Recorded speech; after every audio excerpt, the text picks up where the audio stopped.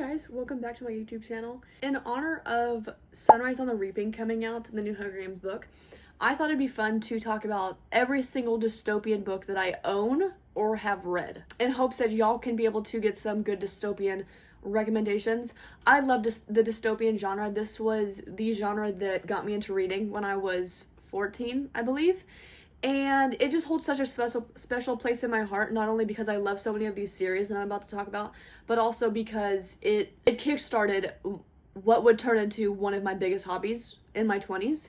I have 14-year-old Lindsay that was obsessed with The Maze Runner to thank for that. So let's talk about dystopian series that I love. I think that would be good recommendations and that other people may love. So let's just hop right into it. Most of these I think actually all of them are series except for one of them. So let's just kick it right off. First off, we have, First off, we have Divergent. I think that everybody should read this if they're looking for a good dystopian series. All of the movies are out for these books, and all the books are out. It is a complete series. These follow Beatrice Pryor, and basically when you turn 16, I think it is, 5 factions. And you leave your family and you join a faction, and the 5 factions are Candor, which are the honest, Abnegation, which is very selfless people, Dauntless, which is brave, Amity, which is peaceful, and Erudite, which is the intelligence. Basically, Beatrice is faced right off the bat with which faction that she'll choose. It says here, Beatrice must choose between staying with her Abnegation family and transferring factions. Her choice will shock her community and herself, but the newly christened Triss also has a secret, one she's determined to keep hidden, because in this world, what makes you different makes you dangerous. I remember really enjoying these. I love the movies even more though, and this was a series that I wasn't able to picture in my mind for some reason, even though I've seen the movies. I don't know. I also really enjoyed 4, the last book, which is a character in this series. These are movies, but this isn't a movie, and I really enjoyed having this extra, I guess, information. That's the first series that I would recommend. It's an OG series. These are classics in my mind. Speaking of classics, The Hunger Games, in honor, of course, of the Sunrise on the Reaping. This series is my favorite dystopian series right now. I've been obsessed with The Hunger Games since I was 15, maybe 16. I will never forget going to the library and getting this exact this book. There was a reading club at my library, and you could rack up points in the reading club, and when you got enough points, you could get a free book. And I remember sneaking this book because my mom didn't want me to read this when I was 14. And I've had it ever since then. This is the original trilogy, so if you're confused about the reading order or whatever, this is the original trilogy. This follows Katniss and Peeta, and mainly Katniss, but Peeta's in it. So this follows them 3 throughout their journey of the games and whatnot. I'm not going to say much more because I don't want to spoil it, but for the rare people that have not read this series. And then this follows him through basically his villain story, his villain arc, and why he is the way that he is in the Hunger Games books. And obviously there's Sunrise on the Reaping, which just came out about probably 2 weeks ago. If you are amongst the rare variety of people that haven't read this in 2025, please go read these. There's a new book out, and I love them so much. Katniss and Peeta, it'll do it every time. Next up, we're going to talk about The Maze Runner. This series is another one that got me into reading. There's a main trilogy, The Maze Runner, The Scorch Trials, and The Death Cure. And then there's The Kill Order and The Fever Code. This book follows Thomas, and one day he wakes up in this lift. He doesn't remember anything. He literally does not know anything. He doesn't know where he is. The only thing he remembers is his name. Eventually the lift takes him up into something called the Glade, and he soon finds out that he's trapped. Him and at least 15 to 20 other boys are trapped in this circle called a glade. No one knows why they're there. No one knows how to get out. They are the center of a maze. Their glade is in the center, and surrounding them is just this huge maze. And the maze changes every single night, so it makes it impossible for them to get out. That's basically the first book, them trying to solve the maze, trying to figure out why they're there, why they keep having suspicious flashbacks of their life and stuff like that. The main thing I love about this is that while the writing isn't so amazing, I love the plot, love the likable characters, the relationship and the bond that all these boys have together. I tabbed the first 3 books, and most of these quotes or tabs or whatever is literally banter, platonic banter, you know what I mean? And just the way that they make jabs at each other and just like the bond that they have, I just love so much. Albie Minho with Thomas. Oh my gosh, and Newt. Don't even get me started. I don't want to talk about it. I don't want to talk about it. If you've already read this series, take this as a sign. Go reread it. That's enough yapping about this series, but I love it so much. OG dystopian. I want to talk about a classic. Guys, hear me out. I know it's scary. I know I sound like your English teacher from freshman year. Guys, Fahrenheit 451. Passions in life. Oh my gosh, why is that dying? My monstera's, sorry, my plant's dying and I'm getting distracted by it. Anyways, I've never been able to find a very well-known classic. So, like, read it and actually enjoyed it. This follows Guy Montag or Montag. However, he is a firefighter, and in this world, in this dystopian world, it's illegal to read. Books are illegal. You can't read anything. And it says, Guy Montag enjoyed his life. He had been a fireman for 10 years and he had never questioned the pleasure of the midnight runs nor the joy of watching pages consumed by flames. Never questioned anything until he met a 17-year-old girl who told him of a past when people were not afraid.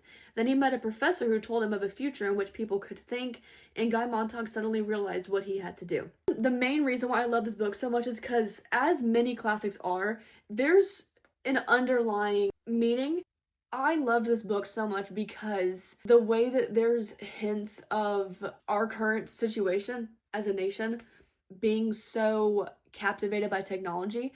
There's a woman described in this book that lives in this room and she rarely leaves it. She's described as like glazed over. She's completely oblivious to the outside world. It was just such a hard-hitting book because of that. Like, I resonated with it. Obviously, I'm not trapped in my room, you know, staring at screens all day. Being a nation that is so reliant on technology in our day-to-day lives.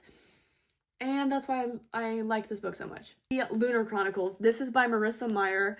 This is Cinder. This is the first book. This is a retelling of Cinderella. It was so magical to me. It was a very easy read. Every book follows a different character, but as the books go on, the character from the book before is in that book. So Cinder kicks off the series, obviously.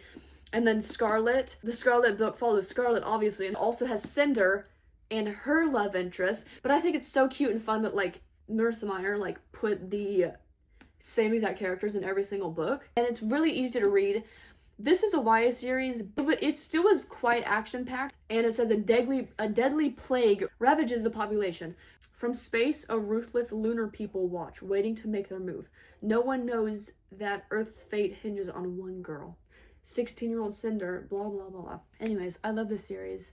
I need to reread it soon. I haven't read it in about 2 years. Okay, next we're going to talk about a book that I genuinely did not know existed. I've never, ever, ever heard anybody talk about this book or this series, and that is The Loop by Ben Oliver. It is a trilogy, I believe. It says Luca Kane has spent 736 days wrongfully imprisoned inside the loop awaiting his execution.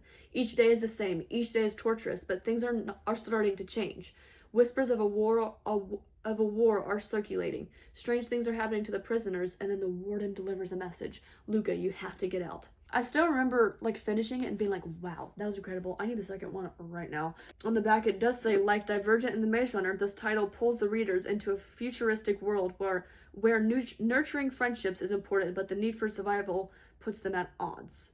I mean, obviously it is described as dystopian, but I don't remember exactly what setting that world was, so... Chaos Walking, or The Knife of Never Letting Go. Wait, The Knife of Never Letting... Why is reading so hard for me today? What did I do to deserve this? This is by Patrick Ness. This is a series. I did not realize this was a series until I read this first book, saw the series at Barnes & Noble, and I was like, hold on. There's 3 other books to that.